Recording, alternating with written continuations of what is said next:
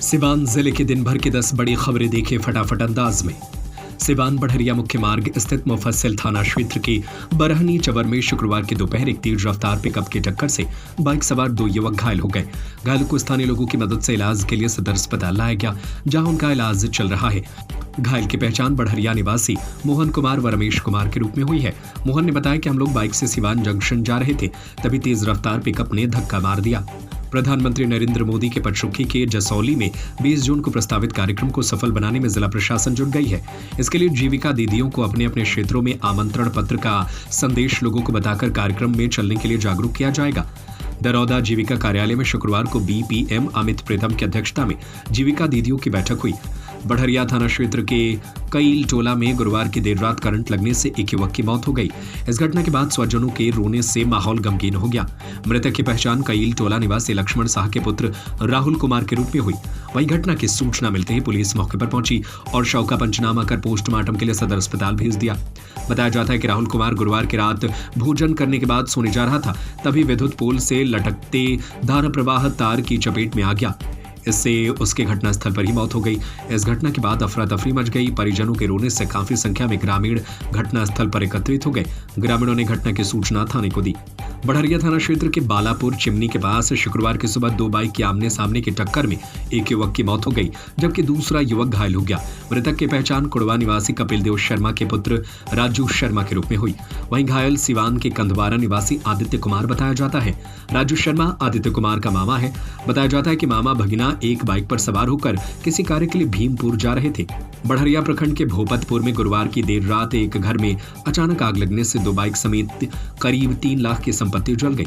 बाद में ग्रामीणों के प्रयास से किसी तरह आग पर काबू पाया जा सका। समाचार पढ़े जाने तक आग लगने के कारण का पता नहीं चल सका। बताते हैं कि जितेंद्र पांडे के घर के सदस्य भोजन करने के बाद सो गए थे, तभी देर रात उनके घर में आग लग गई। अभी स्वजन कुछ समझ पाते आग ने विकराल रूप धारण कर लिया। परिजन किसी तरह घर से बाहर निकलकर शोर मचाना शुरू किए। शोर सुनकर काफी संख्या में ग्रामीण एकत्रित होकर आग बुझाने में जुट गए। जब तक ग्रामीण आग पर काबू पाते घर में रखा सारा सामान जलकर राख हो गया।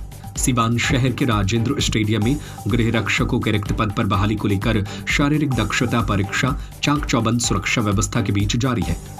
महिला गृह रक्षकों के स्वच्छ नामांकन के लिए शारीरिक दक्षता की जांच परीक्षा में शामिल होने के लिए कुल 1400 अभ्यर्थियों को प्रवेश पत्र जारी किया गया था। जिला चयन समिति 10 जून एवं 12 जून को इनमें से 1050 उम्मीदवारों को परीक्षा में शामिल होने का निर्णय लिया गया। इसमें से कुल 716 महिला उम्मीदवार शारीरिक दक्षता जांच परीक्षा में शामिल हुई। वहीं इनमें से 800 मीटर की दौड़ में 664 उम्मीदवार सफल हुए। इन सफल अभ्यर्थियों की ऊंचाई की माप की गई। ऊंचाई एवं सीना के निर्धारित मापदंड पूरा नहीं करने के कारण 80 महिला उम्मीदवारों को असफल घोषित कर दिया गया। महाराजगंज थाना क्षेत्र के एक गांव में गुरुवार की रात्रि एक नाबालिग लड़की के साथ पड़ोस के कुछ युवकों द्वारा सामूहिक दुष्कर्म की घटना प्रकाश में आया। इसको लेकर दोनों पक्षों में शुक्रवार की सुबह मारपीट हो गई। इसमें करीब आधा दर्जन लोग घायल हो गए। समाचार पढ़े जाने तक थाने में प्राथमिकी नहीं हुई थी। बताया जाता है कि थाना क्षेत्र के एक गांव में नाबालिग लड़की गुरुवार की रात्रि अपने घर के छत पर सोई थी, तभी बगल के 2 युवक सीढ़ी के सहारे छत पर चढ़ गए और जबरन उसके साथ दुष्कर्म की घटना को अंजाम देने लगे। हसनपुरा एमएच नगर थाना क्षेत्र के दिलकथू में 10 मई की रात करीब 10:30 बजे इवेंट पर गई डायल 112 की पुलिस के साथ गाली गलौज व पिस्टल तानने के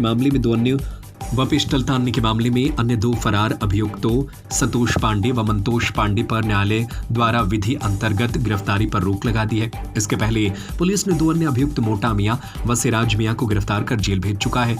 गौरतलब है कि एमएच नगर थाने में डायल 112 पर प्रतिनियुक्ति अविनाश कुमार के साथ उक्त अभियुक्तों ने गाली गलौज करते हुए पिस्टल तान दिया था। सिवान में शुक्रवार की सुबह करंट की चपेट में आने से छात्र की जान चली गई। गर्मी से राहत पाने के लिए छत पर सो रहा छात्र राहुल करवट लेते समय घर के बगल से गुजर रहे हाई वोल्टेज तार की चपेट में आ गया। हादसे में मौके पर ही उसकी मौत हो गई। मृतक राहुल लक्ष्मण शाह का बेटा था और इंटर का छात्र था। परिवार वालों ने बताया कि हादसे के समय सभी गहरी नींद में थे, जिससे समय रहते राहुल को बचाया नहीं जा सका। सिवान में एक चौंकाने वाला मामला सामने आया है। आयुर्वेदिक चिकित्सक कंचन कुमारी ने खुद को गायनोकोलॉजिस्ट बताते हुए सर्जरी करने का प्रयास किया। सर्जरी के दौरान न तो चिकित्सकीय मानकों का पालन किया गया और न ही आवश्यक सुरक्षा उपकरणों का इस्तेमाल किया गया। वहीं इस वीडियो में यह नियमों को ताक पर रखकर महिला का सिजेरियन कर रही है और इस दौरान उनके भांजे द्वारा उनके कार्य की रील बनाई जा रही है, जिसका वीडियो अब इंटरनेट पर वायरल है। वीडियो में दिख रहा है कि महिला चिकित्सक नियमों को ताक पर रखकर ऑपरेशन कर रही है।